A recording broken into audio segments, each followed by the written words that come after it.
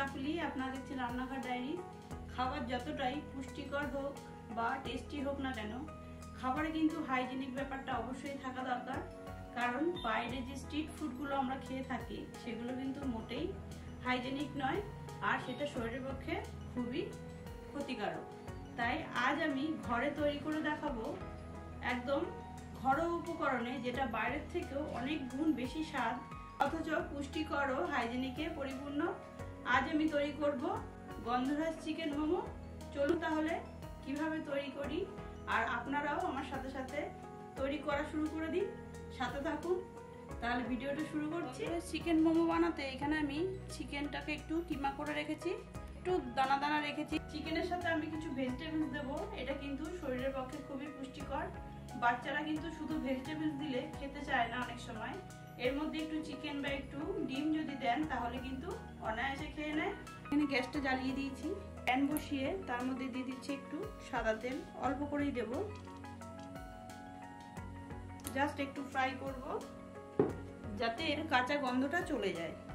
তেল কিন্তু গরম হয়ে গেছে, এর মধ্যে দিয়ে দিচ্ছি একটু রসুন কুচি। রসুনটা একটু ভাজা ভাজা হবে, ভাজা হয়ে গেছে। এবার দিয়ে দিচ্ছি পেঁয়াজ কুচি,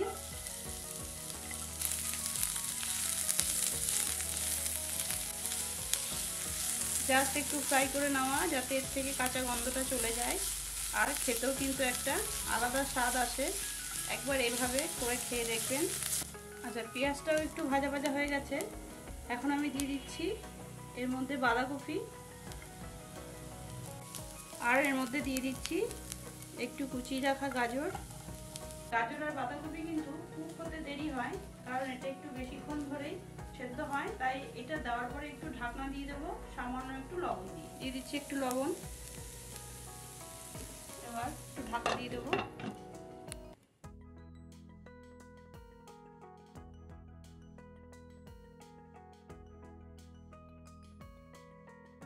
ঢাকাটা খুলছি, একটা কাঁচা গন্ধ ছিল সেটা কিন্তু চলে গেছে। এবার এর মধ্যে দিয়ে দিচ্ছি আমি ক্যাপসিকাম। ক্যাপসিকাম যেহেতু কুক হতে বেশিক্ষণ সময় লাগে না, তাই এটা চেষ্টা করবেন পরে দেওয়ার। ক্যাপসিকাম দিয়ে মিশিয়ে নিয়ে এবার আমি দিয়ে দিচ্ছি চিকেনের কিমা।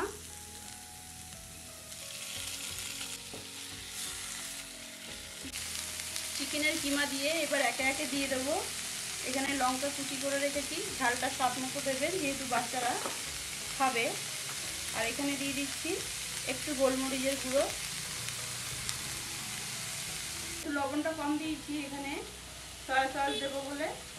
সয়া সসে কিন্তু লবণের পরিমাণটাকে ব্যালেন্স করে, তাই লবণটা যখন দেবেন সয়া সসটা বুঝেই দেবেন। যেহেতু গন্ধরাজ চিকেন মোমো করব, তাই এখানে একটা বড় সাইজের গন্ধরাজ লেবু নিয়েছি। এটা এই সবুজ অংশটা একটু গ্রেট করে নেব। দেখুন কত সুন্দর কুক হয়েছে সবজির সাথে চিকেনটা। চিকেন থেকে কিন্তু একটা এক্সট্রা জলও বেরিয়েছে। চিকেন থেকে যে এক্সট্রা জল বেরিয়েছে সেটাকে একটু টানিয়ে ফেলতে হবে। এর মধ্যে দিয়ে দিচ্ছি আমি যে গন্ধরাজ লেবুর সবুজ অংশটা এইমাত্রই গ্রেট করলাম সেটাই। কিন্তু বেশি নাড়াচাড়া করব না, তাহলে ফ্লেভারটা নষ্ট হয়ে যাবে। এইভাবে ঢেকে রেখে দেবো আরও 3-4 মিনিট, গ্যাসের ফ্লেমটা অফ করে। আচ্ছা, আমি কিন্তু ময়দাটা আগে থেকে মেখে রেখেছি, কারণ ময়দা মাখাটা আমরা সবাই জানি। সামান্য একটু তেল আর একটু লবণ দিয়ে একটা সুন্দর ডো মতো তৈরি করতে হবে। ময়দাটার থেকে ছোট ছোট লেচি কেটে নেব মোমোগুলো তৈরি করার জন্য। লুচির মতো করে বেলে নেব।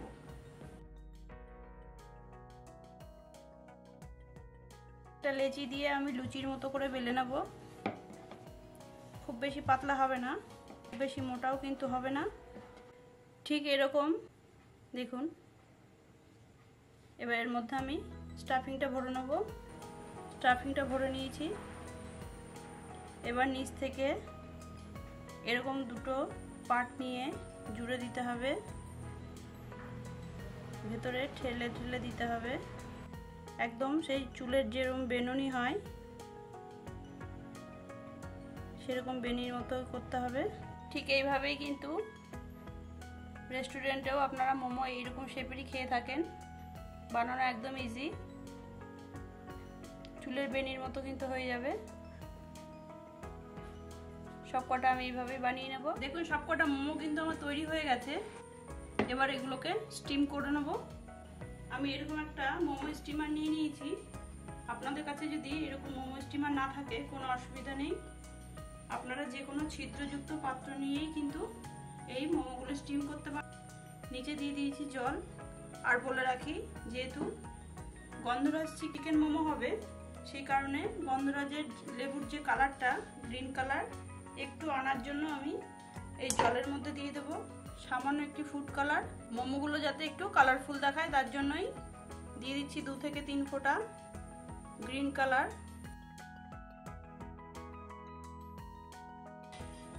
জলটা একটু নেড়ে দিচ্ছি। দেখুন হালকা কিন্তু একটা গ্রিন কালার এসছে, খুব বেশি কালার আমি দেব না। এবার বসিয়ে দিচ্ছি মোমো স্টিমারটা এর উপরে। এটাতে একটু অয়েল ব্রাশ করে নেব। এই অয়েল ব্রাশটা করার কারণ হচ্ছে যাতে মোমোগুলো এই পাত্রে লেগে না যায়, খুব সহজেই যাতে ছেড়ে যায়। গ্যাসের ফ্লেমটা কিন্তু বাড়িয়ে জলটা একদম ফুটিয়ে গরম করে নিতে হবে। জলটা কিন্তু ভালোভাবে গরম হয়ে গেছে। এখানে আমি 3টে গন্ধরাজ লেবুর পাতা এভাবে বসিয়ে, এর গন্ধটা কিন্তু দারুণ আসবে। এর উপর থেকে দিয়ে দিচ্ছি তৈরি করে রাখা মোমোগুলো।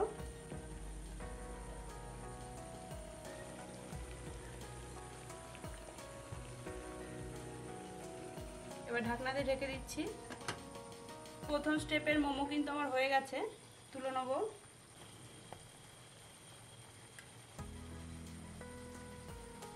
দেখুন কত সুন্দর ছেড়ে দিচ্ছে। বাকিগুলো কিন্তু আমি এইভাবে আবার স্টিমের জন্য বসিয়ে দিলাম। সবগুলো একবারে করে নিয়ে তারপরে ফাইনালি দেখাচ্ছি।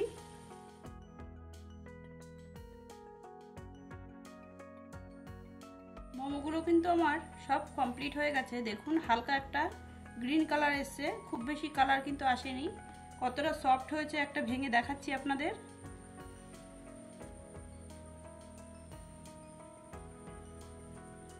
দেখুন স্টাফিংটা কত সহজেই তৈরি হয়ে গেল গন্ধরাজ চিকেন মোমো। খেতে কিন্তু দারুণ হয়েছে। আপনারাও একবার প্রত্যেকে এইভাবে তৈরি করবেন, অবশ্যই কমেন্ট করে জানাবেন।